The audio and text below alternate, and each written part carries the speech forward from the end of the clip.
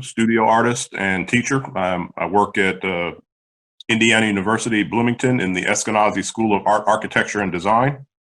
I've been here about 20 years now.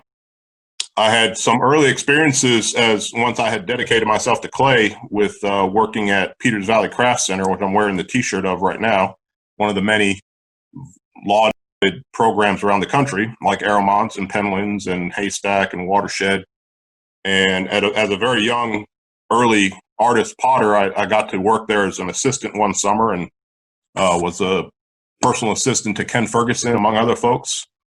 I've always been interested and engaged with the potential of ceramics to engage in art ideas through the lens of pottery and vessel language. And so I was birthed in clay right around the time that the art pot or the pedestal pot was the thing. And so have always been in love with and understood that language of vessel making. And so my objects sit in that space pretty squarely, although I have dabbled with utilitarian objects and I love studying the history of ceramics from all kinds of cultures. I tend to make things that allow space for more personal, idiosyncratic making strategies. And I've always gravitated to those artists. In my own studio practice, I vacillate between things that are maybe 100% or 50% hand-built to things that are mostly thrown and then altered.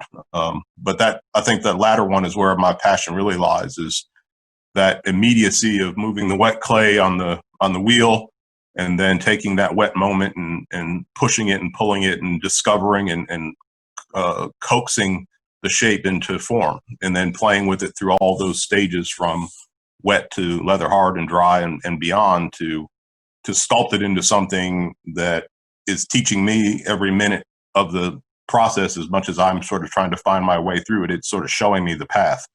And they end up looking, this is all thrown on the wheel and then manipulated. And then I do a lot of carving to, I guess, satiate my desire for drawing. I love drawing. And so if I can draw with an implement on the surface and create the existence of lines and edges and plane changes, then I'm doing it. I try to work in a series. So if I get a number of things started, they sort of call to me that, hey, you've got these things going, you better make me, you better get me finished or I'm going to get beyond you.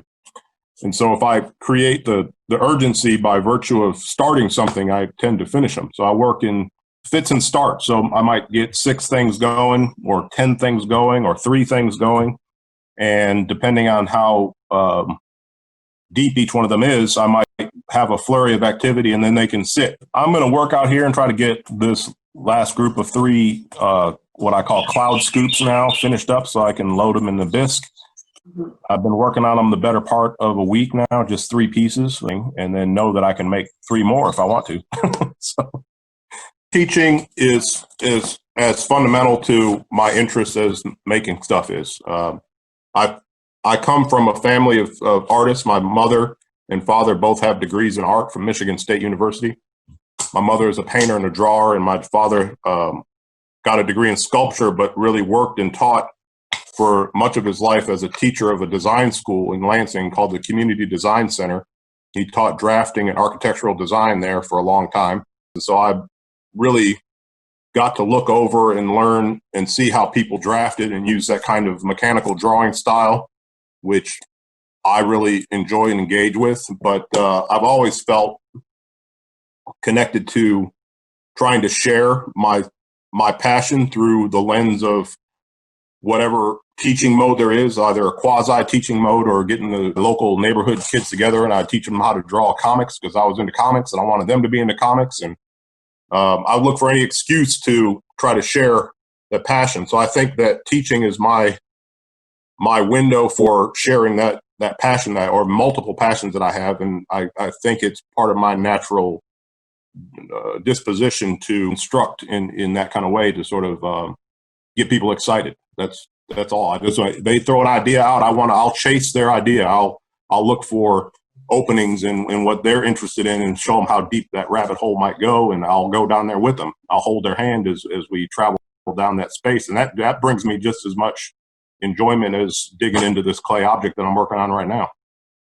It's a deep dive into the culture of clay when you go to a center like ARROWMONT and the other crafts. And then there's that bleed over from the other mediums that you get to cross paths with these folks that are just as deep in metals or textiles or fibers or whatever it is. And you share a language. You share a language of passion. You share a language of material sensitivity, of tool sensitivity.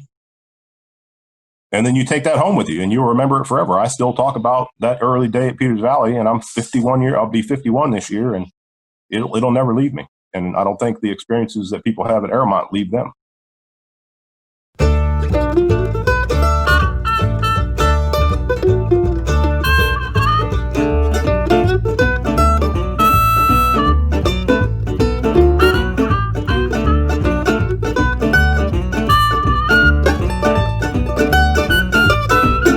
Every evening when the sun goes down, get with my party and I begin to cry. I don't care what the people are thinking. I'm not drunk, I'm just a drinking. I set 'em up, another round. I set 'em up, another round. I set 'em up, another round. One more round won't get me down.